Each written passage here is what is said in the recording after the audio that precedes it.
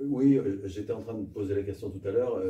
Gauthier, du coup, il se dit quoi dans les vestiaires au retour après cette première mi-temps pas si catastrophique dans l'envie, catastrophique dans le résultat, mais dans le score.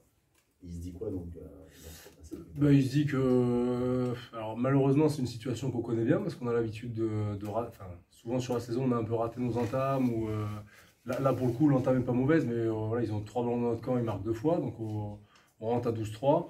Et voilà, surtout pas paniquer, rester serré, comme l'a dit Guillaume. C'est des scénarios qu'on a l'habitude de vivre et voilà, c'est un peu l'ADN du club, de ce qu'on cultive depuis maintenant plusieurs saisons. C'est de rien lâcher, et de croire en nous et que ça va finir par s'ouvrir. Voilà, on a vu que la première mi-temps elle était quand même bonne. On savait que Brive était une équipe très dense, ils montaient très fort, ils nous ont perturbés. Ils ont des joueurs, voilà, ils ont des joueurs de grande qualité qui nous ont mis des essais, mais on savait qu'ils risquaient de baisser parce qu'ils étaient beaucoup plus massifs que nous. Donc en tenant le ballon et en mettant de la vitesse, on savait qu'on risquait d'avoir des opportunités en deuxième mi-temps. Donc voilà, on n'a pas paniqué, on s'est resserré comme l'a dit Guillaume, et puis ça nous a souri, donc c'est une très bonne chose. Il n'y a pas un soupçon d'inquiétude, vous tournez à -9 au score après avoir eu déjà pas mal le ballon et vous vous apprêtez à faire une deuxième mi-temps avec le vent dans la figure. Comment ça se passe dans les têtes quand même vous dites qu'il faut faire 40 minutes en tenant le ballon, j'imagine. Ouais, c'est un petit peu ça. Il y a un peu les vieux démons qui refont surface, à l'image du match de Mont-de-Marsan l'année dernière, qu'on a droit de discuter avec les mecs un peu après le match.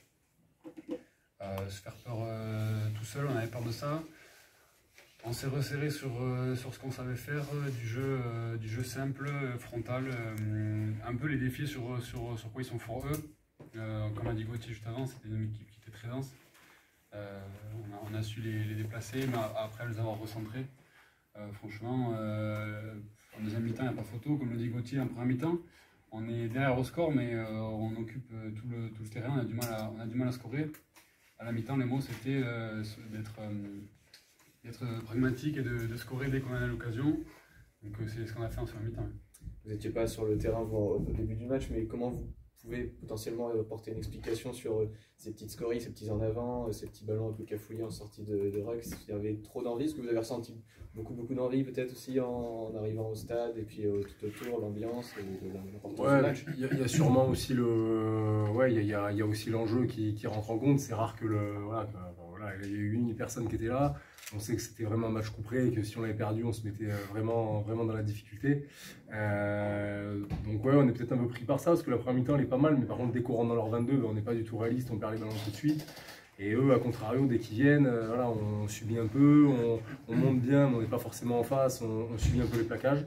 Et voilà, c'est une très bonne chose. Après, comme l'a dit Guillaume, on est sur une bonne dynamique, c'est à souligner, c'est grâce à tout le groupe, on est 40, on travaille très dur toute la semaine, on est un club à part, voilà, il y a des joueurs qui savent qu'ils ne sont pas gardés depuis quelques temps, qui continuent à nous faire travailler, à s'envoyer comme des chiens, à pas lâcher, c'est ce qui nous permet aussi de bien travailler la semaine et de gagner les matchs le week-end.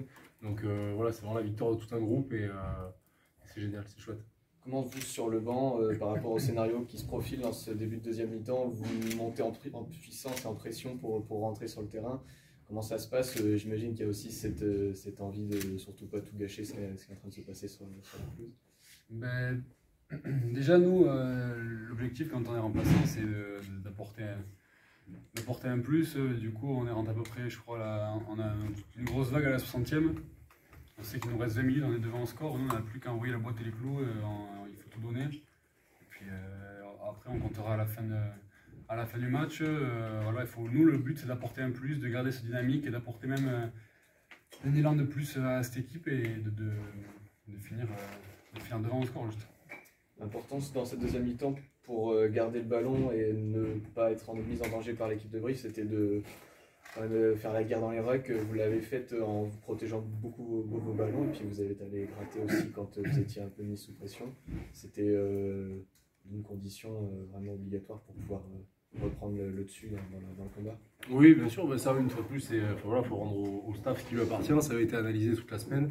On savait qu'il y aurait des opportunités de contest en fin de match parce que voilà, c'est des joueurs, ils sont massifs, ils sont très forts, mais du coup ils se déplacent un peu moins en fin de match. Donc du coup on savait qu'il y aurait des opportunités de contest, donc on les a saisis et après voilà, ce qu'il a souligné c'est que c'est la meilleure touche du championnat avec Nevers, on est 3e juste en dessous et on arrive à les contrer en fin de match, à récupérer ce ballon à 5 mètres. Donc voilà, c'est bien, on a réussi à les contrer sur leur point fort et c'est là-dessus qu'on gagne le match, donc c'est top. Dans une carrière, taper 2 fois le CAB, c'est pas anodin quand même? C'est pas anodin, sachant que si on peut appeler ça un derby, on est à 2 ans de route si je m'abuse. Il y a des matchs comme ça qui sont cochés en début de saison où on sait que forcément Brive, on ne joue pas le même championnat, mais c'est une équipe rivale de par sa géographie.